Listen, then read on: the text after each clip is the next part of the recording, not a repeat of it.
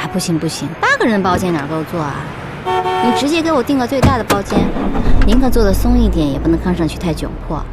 还有，帮我找找当地的 KTV， 直接给我订个最大的包房，再租一辆礼宾车，万一要是没有开车的，好接送他们。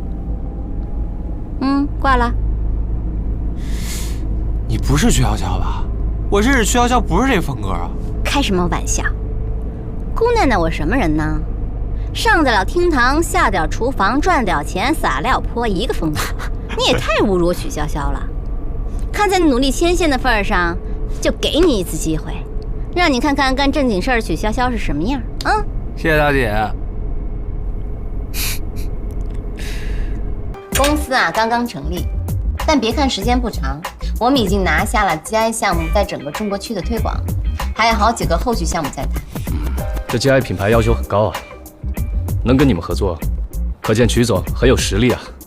曲总真是前途无量啊！来，我先敬你一杯。这怎么行呢？在座的都是我的前辈，都比我有经验。这杯啊，应该我来敬大家。初次接触这个项目没经验，还请大家多多指教。我干了。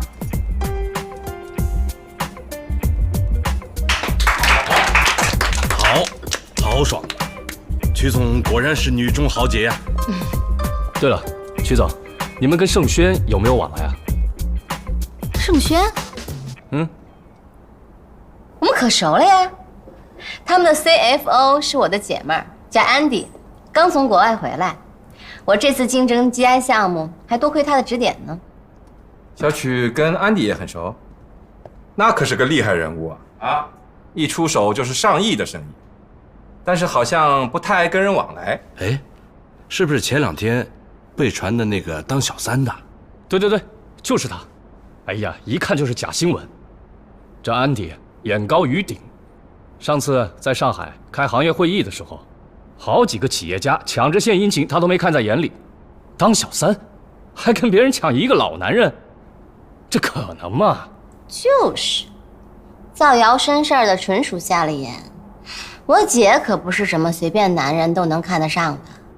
像谭总这么优秀的男人，每天在我姐面前晃，我姐也没有心动啊，更何况他呢？这么说，曲总也认识谭总喽？我姐是谭总的左膀右臂，你说呢？那可是个厉害人物啊，这国内企业、国外企业都玩得转。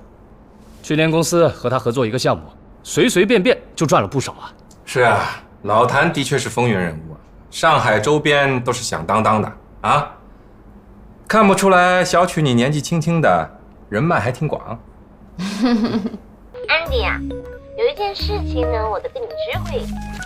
我这次出差呢，主要是来找客户拍马屁的。昨天吃饭的时候啊，他们说他们认识谭总，所以呢，我就说我跟你认识，是好朋友。回头我把客户的资料跟名字啊发给你一份，万一他们要是问起来了，你可得给他们肯定的答复哦。所以你刚才都是铺垫，现在才说到正经。帮不帮啊？一句话。好，那你 email 给我。我需要承担什么责任和风险，我有知情权。这与商业利益有关，必须说明。这没有，真没有。我只是想跟他们攀上关系，拉几个朋友进来显得热闹嘛，跟你们的业务完全没有关系，大伙可以放心啊。那倒也是，我只不过是老谭的一个排头兵，你就算拿我背书，人家也未必认呢。他们是在磨你的耐心。磨耐心？招标审查是涉及到方方面面的，哪有只需要吃吃喝喝那么简单？他们来你这审查都做了些什么？就审查啊。审查之后呢？签约啊。姚斌说了，这次招标总共分2轮，第一轮锁定3家公司，第2轮由审查小组打分，直接选定跟谁合作。你的意思是说，他们折腾这一出是为了卡签约的条件？还不算笨。其实这是一种很常见的谈判方式，目的就是为了扰乱你的思路，施加压力逼你出牌。如果你心惊焦虑、急于求成，自然就亮出底牌了。到那个时候，他们再跟你谈，稳赚不赔。我去，用心险恶呀！做生意嘛，都是争取利益最大化，也没有什么险恶不险恶的。那我应该怎么办？就应该乖乖听他们的，主动送上门去？这个就要看你自己了。其实先发制人后发制人都可以，最重要的是你自己想清楚你到底要什么，你的底线在哪里。记住了，只要他们不提，我们这边就打死不提招标的事儿。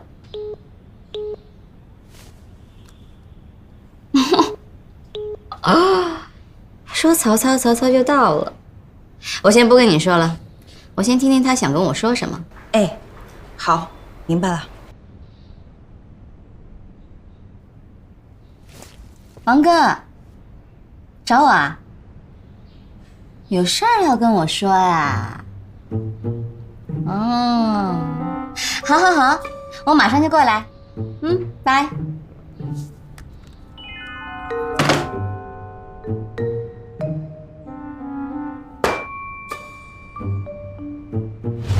王哥，周姐，你们这么着急的把我叫过来，是不是有什么急事儿啊？是吃的不合适，还是住的不舒服了？林秘书，怎么办事儿的？没，林秘书招待的挺好的啊，一天3顿都按照最好的来啊。这2天我们都挺满意的。那就是玩的不痛快了。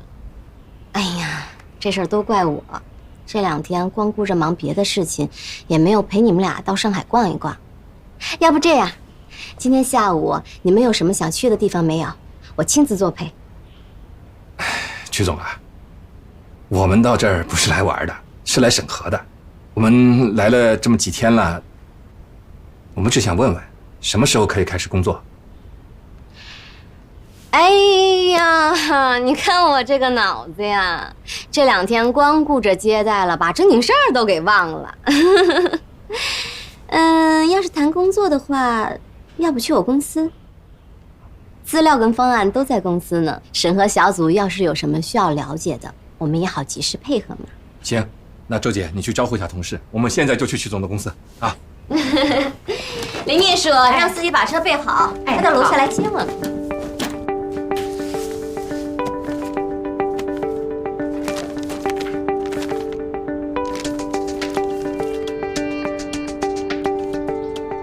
这是什么呀？我们的报价啊。王哥逗留这么多天，不就是在等这个吗？做生意嘛，总得有个人往前走才行。能谈则谈，不能谈，创造条件也要谈。实在不行就放弃，总归不能让双方吃亏。你说是不是？既然曲总这么着急，那从明天开始我们就开始审核吧。好啊，我这边资料已经准备到位，只要曲总资料到位，随时可以开始工作。林秘书，周姐，资格预审文本、招标文件、投标书和落实担保都在这儿。要少什么的话，你们尽管说。会议室这段时间留给你们用，我和林秘书也会全程陪同，尽最大的努力配合你们审核。好。曲总，怎么样啊？还在里面讨论着呢。还讨论什么呀？一共就那么点东西，要讨论几年啊？几个意思啊？这是？还能几个意思呀？跟以前一样拖呗。我就不明白了，这有什么好拖的？之前拖是因为谈条件，现在咱底牌都亮出来，还拖什么拖？有劲吗？你问我呀？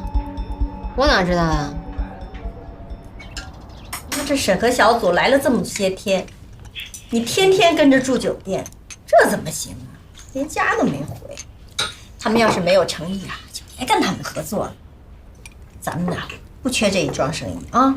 那怎么行呢？我好不容易轮到第2轮，现在放弃，那我之前做的事不白做了吗？好，你的事爸爸妈妈不插手。你那个审核小组什么时候弄完了？你什么时候回家来住几天？妈给你好好补补啊！我说那个事儿还好，一说那个事儿我就头大。话我已经都挑明了，那伙人还在那磨磨唧唧的不给力，能给的利润我也都给了呀。我都不明白了，他这么拖下去还有什么意义？这是在等你加料呢。香香，你刚才不是说了吗？进入2轮的一共有3家公司吗？形势现在已经变得很明朗了，这就是看谁有料，并舍得给料的竞争。但是我做这么大个项目，总不能让我不赚钱吧？你看我的报价，我的毛利润也就200来万，再除去成本，除去公司那些费用，根本就没有再剩下什么嘛。那如果再加料的话，那我整个工程基本上毫无利润可言。没错，就这个数。生意做到现在，谁都知道它的成本是多少。你的公司的历史运作呀，在那些老将眼里那都是透明的。你不如一口气给足他这个数，跟他们混成兄弟啊，让他们为你打开大门。实际利润吧，来日方长。臭啊！你的意思是说，让我先拿下项目，然后到实际操作环节的时候做手脚？你这可是恶意低价，查出来可是要废标的。为了做长线，割舍眼前的利益也是有的。只要不亏本，就不能判定为恶意低价。至于到了实施运作方面，环节太多出点问题，它也是正常。不然呢？你还有什么办法？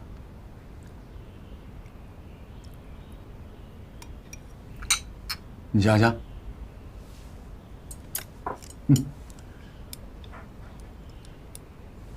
是，留下200万，显得我们还有赚，而且我们够大方，够朋友啊。而且保证绝对不会在交付的时候做手脚。不是你们俩叽叽咕咕说什么呢？我先走了，我得赶紧跟工程师谈谈去。不是你饭还没吃完。谢谢爸。哎，秀秀，水果还没吃呢。不吃了，爸